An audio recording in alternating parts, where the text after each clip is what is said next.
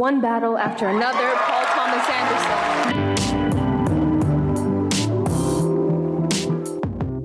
From vampires and car chases to K-pop and Shakespeare, this year's Oscars had something for everyone.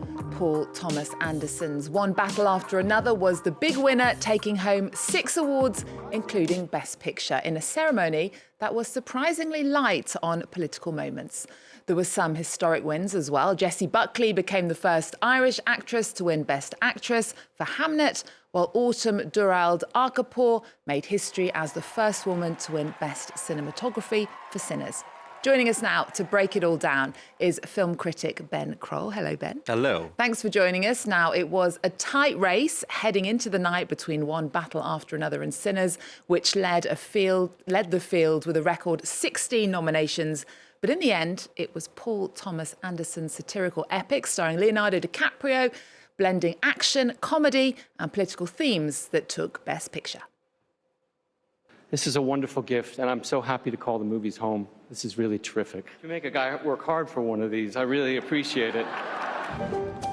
This is Bob Ferguson. I was a part of the French 75. Bitch, I felt like Tony Montana! Steve Lockjaw just attacked my home. And I cannot remember, for the life of my only child, the answer to your question. Maybe you should have studied the rebellion text a little harder.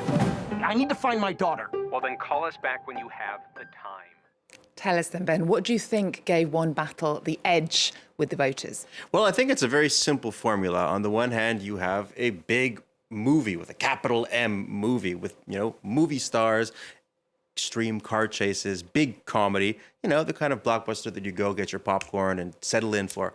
On the other hand, it took that big Hollywood blockbuster form and attached it to a vision of the riven America that we see more often on news channels such as this. Leonardo DiCaprio and Sean Penn play very opposing father figures. They're both chasing after the girl that they think to be their own daughter. DiCaprio is a former radical, now gone to seed. Sean Penn is a right-wing goon that looks actually quite a bit like the right-wing goons we see on the news as well right now. And they just go after each other looking for the same girl.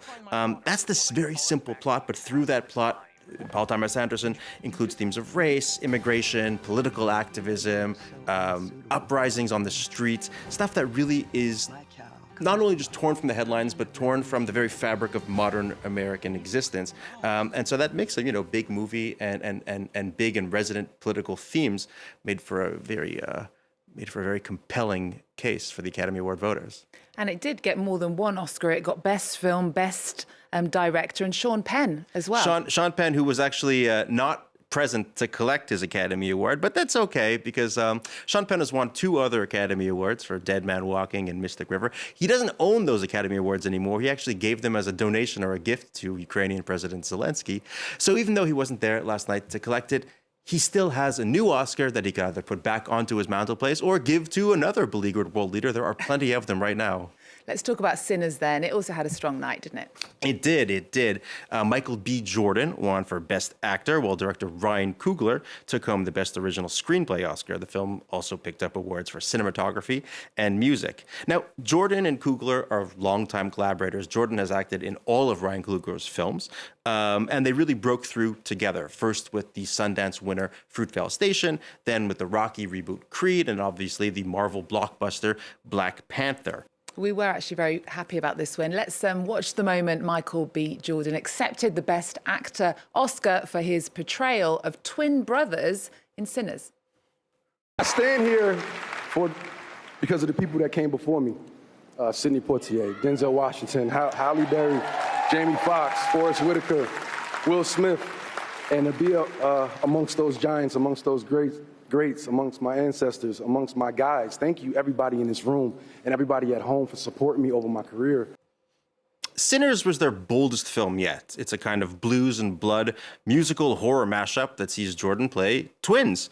Twin bootleggers battling vampires in 1930s Mississippi. Now that kind of audacious genre offering feels like a distinctly original kind of Hollywood spectacle as well, and one that is shaped by a new generation of young Black American voices.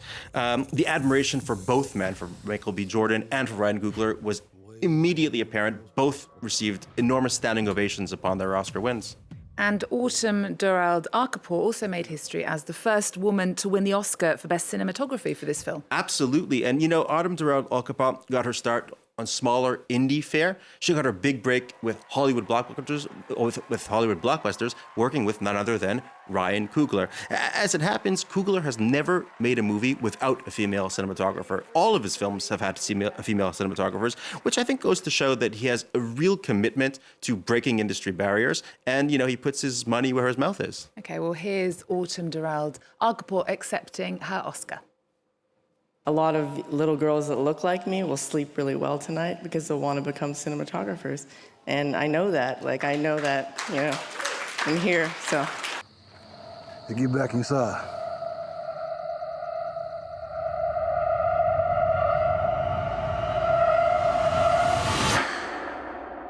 Let me in, man. Some weird shit going on out here. You keep dancing with the devil.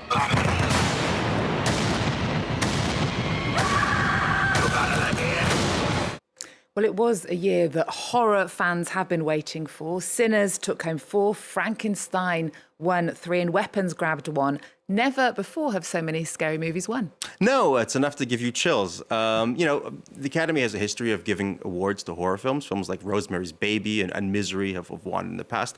And in recent years, they've been a little bit more eager or a little bit more willing to honor horror and fantasy. Films like Get Out and Guillermo del Toro's The Shape of Water, have won some of the top prizes. But acting has always sort of been the holy grail. Or, there have been very few horror films to win acting prizes.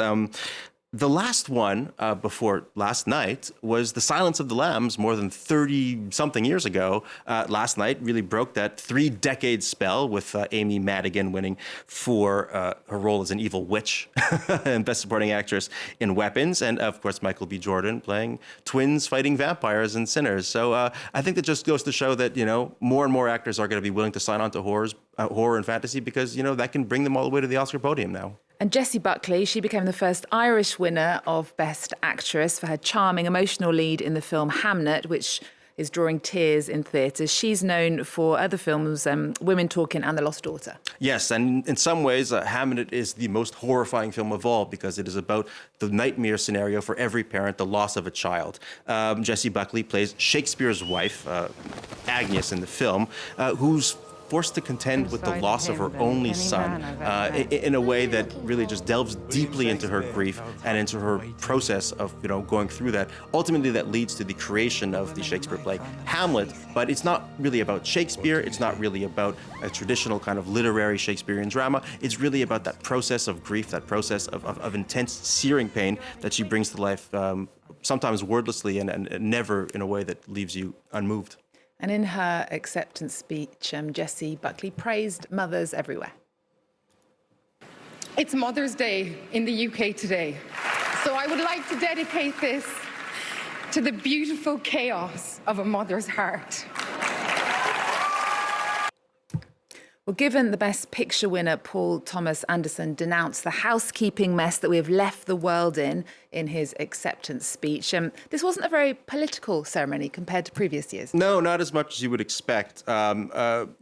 There was a lot of very vague and sort of universal talk about protecting children and ending wars, but there was less talk about actual policy. I mean, U.S. President Donald Trump received a lot of jokes, but the jokes were more about his ego than his policy or his actions in office. The host Conan O'Brien set the tone early on when he said that film was a haven for calm and a haven for optimism in dark times, without actually talking about what those dark times entail. I think that's a sign that they recognized that they had to say something, but they were also cognizant of saying too much, especially on broadcast television in these trying times, also posed a serious risk. And what was the mood like in the room, do you think? Oh, bittersweet, I mean, Sinners, Weapons, One Battle After Another are all big blockbusters that, won with audiences and won at the Academy Award. They also all came from a studio that is basically going out of business. I mean, Warner Brothers has been the subject of they come from the studio Warner Brothers. Warner Brothers has been the subject of a bidding war between Netflix on one side and Paramount on the other. Had it gone to Netflix, there would have been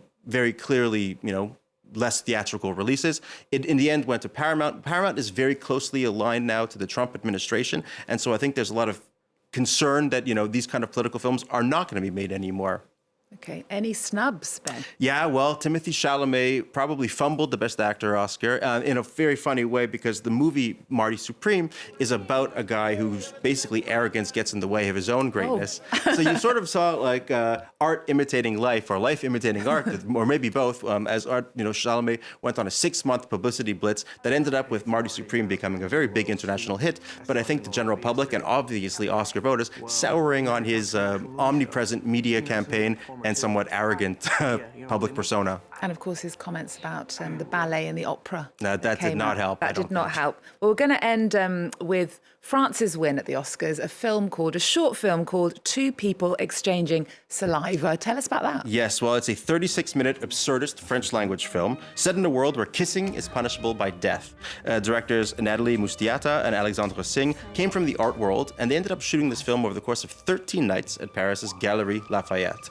The film has gone on to win prizes all over the world, and is now going to inspire a feature-length adaptation, which is just a sign that if you have a good idea and some gumption, you can go very, very far. Okay, I can't wait to watch that. Thank you so much, Ben, for taking us through last night's Oscars. See you in Hollywood. See you in Hollywood. Thank you for watching at home. We're going to leave you then with Two People Exchanging Saliva. There's more news coming up on France 24 after this.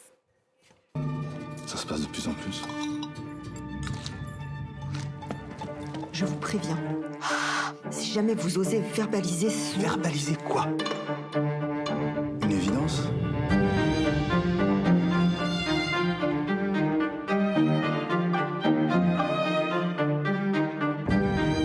« 39.